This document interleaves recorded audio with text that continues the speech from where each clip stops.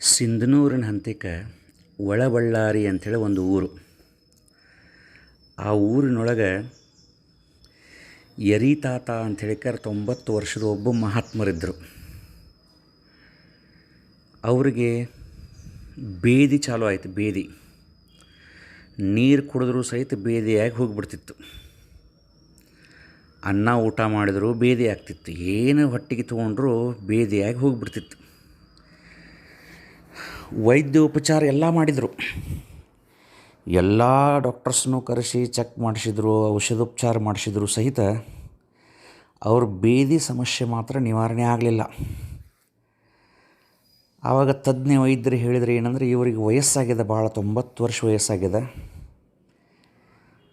ಇವರಿಗೆ ಹೆಚ್ಚಿನ ಔಷಧೋಪಚಾರ ಬೇಡ, ಆದಷ್ಟು ಊಟದೊಳಗನ ಅವರಿಗೆ ಮಿತಿ ಆಹಾರವನ್ನು ಕೊಟ್ಕೊತ ಹೋಗ್ರಿ ಅಂತ ಹೇಳಿದರು. ಹಾಗಾಗಿ ದಿನ 1 ಅರ್ಧ ಕಪ್ ಹಾಲು, 1 ಕಪ್ ನೀರು ಇಷ್ಟ ಕೊಟ್ಟವ್ರನ್ನ ಭಕ್ತರು ಜೋಪಾನ ಮಾಡ್ತಿದ್ರಂತೆ. ಒಂದು ದಿವಸ ಚಿಕ್ಕೇನಕೊಪ್ಪದ ಶರಣರು, ಚನ್ನವೀರ ಶರಣರು ಒಳಬಳ್ಳಾರಿಗೆ ಬಂದ್ರಂತ ಮಹಾತ್ಮರಿಗೆ ಭೇಟಿಯಾಗಕ್ಕೆ. ಯರಿತಾತ ಭಾಳ ಅಶಕ್ತರಾಗಿದ್ದರು. ಅವ್ರದ್ದನ್ನು ನೋಡಿ ಚಿಕ್ಕೇನಕೊಪ್ಪ ಶರಣರಿಗೆ ಭಾಳ ದುಃಖ ಅನ್ನಿಸ್ತು. ಯಪ್ಪ, ಇಷ್ಟ್ಯಾಕೆ ನೀವು ಅಶಕ್ತರಾಗಿದ್ದಾರೆ, ಏನಾಗೈತೆ ನಿಮ್ಗಂತ ಕೇಳಿದ ಕೂಡಲೇ ಯರಿತಾತ ಹೇಳಿದರು, ಶರೀರಪ್ಪ ತನ್ನ ಪ್ರಾರಬ್ಧ ಅನುಭವಿಸಕತ್ತದ, ಹಾಗಾಗಿ ನನಗೆ ನೀರು ಕುಡಿದ್ರೂ ಸಹಿತ ಬೇದಿ ಆಗಾಕತ್ತೈತಪ್ಪ, 3 ತಿಂಗಳಾಯಿತು, ಒಂದು ತುತ್ತು ಅನ್ನನೂ ಉಂಡಿಲ್ಲ ನಾ ಅಂತಂದ್ರು ಅವರು.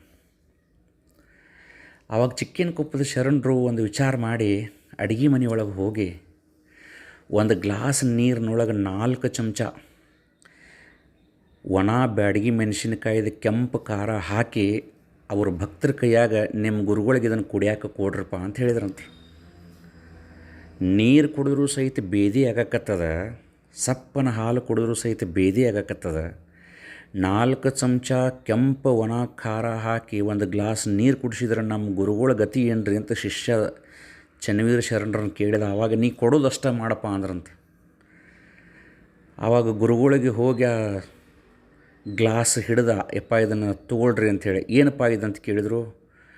1 ಗ್ಲಾಸ್ ನೀರು ಐತ್ರಿ, ಅದರೊಳಗೆ 4 ಚಮಚ ಕೆಂಪು ಖಾರ ಐತ್ರಿಪ್ಪ ಅಂದ. ಆವಾಗ ಗುರುಗಳು ಅಂದರು, ಇದನ್ನ ಯಾಕೆ ಕೊಡಕತ್ತೀವ ನನಗೆ ಅಂತ ಕೇಳಿದ್ರು. ನಾವು ಕೊಟ್ಟಿಲ್ಲರಿ, ಮತ್ತು ಯಾರು ಕೊಟ್ಟರು? ಚನ್ನವೀರ ಶರಣರನ್ನು ಕೊಟ್ಟರು. ಹೌದಾ, ಹಂಗಾರೆ ತಾಪ ಅಂಥೇಳಿ ಅದನ್ನು ಕುಡಿದ್ರಂತೆ. ಕುಡಿದು ಭಾಳ ಖಾರ ಹತ್ಯದ ಅಂಥೇಳಿ ತಿಳ್ಕೊಂಡು 1 ರೊಟ್ಟಿ ತಿಂದ್ರಂತೆ.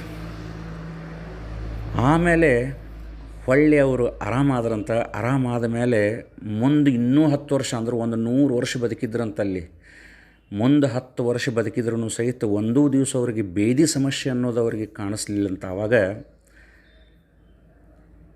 ಭಕ್ತರು ಯರಿತಾತನ ಕೇಳಿದಾಗ ಆ ವಯೋವೃದ್ಧ ಮಹಾತ್ಮರು ಒಂದು ಮಾತು ಹೇಳಿದ್ರಂತ, ಔಷಧ ದೊಡ್ಡದಲ್ಲಪ್ಪ, ಔಷಧಿಯನ್ನು ಕೊಡುವಂಥ ಕೈ ದೊಡ್ಡದು. ಯಾಕಂದ್ರೆ ಚನ್ನವೀರ ಶರಣನ ಮನಸ್ಸು ಭಾಳ ಸ್ವಚ್ಛ ಐತಪ್ಪ, ಅವನ ಕೈಯಿಂದ ಬಂದಿದ್ದ ಖಾರ ಸಹಿತ ಔಷಧಿಯಾಗಿ ನನ್ನ ಆರಾಮ ಮಾಡಿತಪ್ಪ. ಹಂಗೆ ಔಷಧಿಕ್ಕಿಂತನೂ ಔಷಧಿಯನ್ನು ಕೊಡುವ ಕೈ ದೊಡ್ಡದಂತ ಹೇಳಿಕಾರ ಮಹಾತ್ಮರು ಹೇಳಿದ ಪ್ರಕಾರ ನಾವು ಎಲ್ಲರೂ ಸ್ವಲ್ಪ ನಮ್ಮ ಮನಸ್ಸು ಸ್ವಚ್ಛ ಮಾಡಿಕೊಂಡು ಒಳ್ಳೆಯ ಮನಸ್ಸಿನಿಂದ